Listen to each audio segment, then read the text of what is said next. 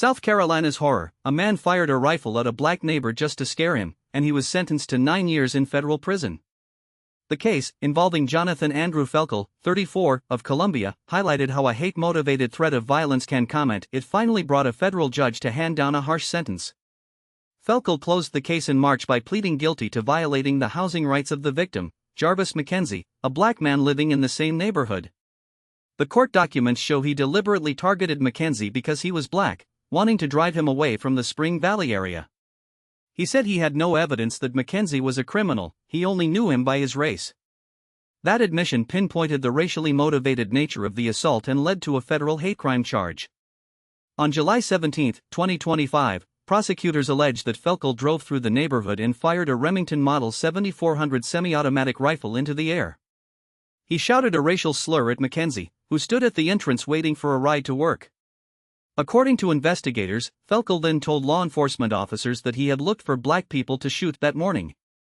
Later, when asked why he fired the shot and used the slur, he answered that he believed McKenzie did not belong in the community. In court, he even said white people should get rid of black people.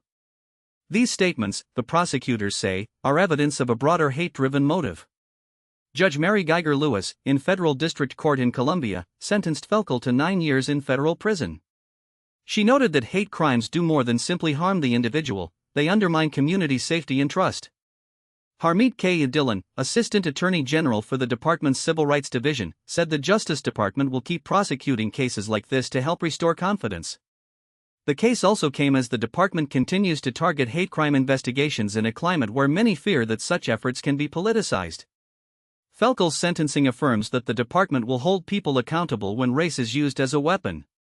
This will be a warning to anyone who thinks a quick shot or a slur can spare them from the law. Fel DuPuis said the offense was entirely motivated by race. It shows despite distractions, citizens can still be prosecuted for hate-motivated threats and NB. The 12 coordinates. The verdict has been praised by many civil rights advocates, who say it sends a clear message to all who might think that shooting someone or calling them a SL, no, skip. That it's not only unheard, but will lead to staggering consequences.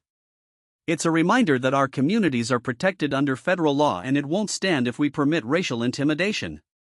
Thank you for listening. We'll see you next time.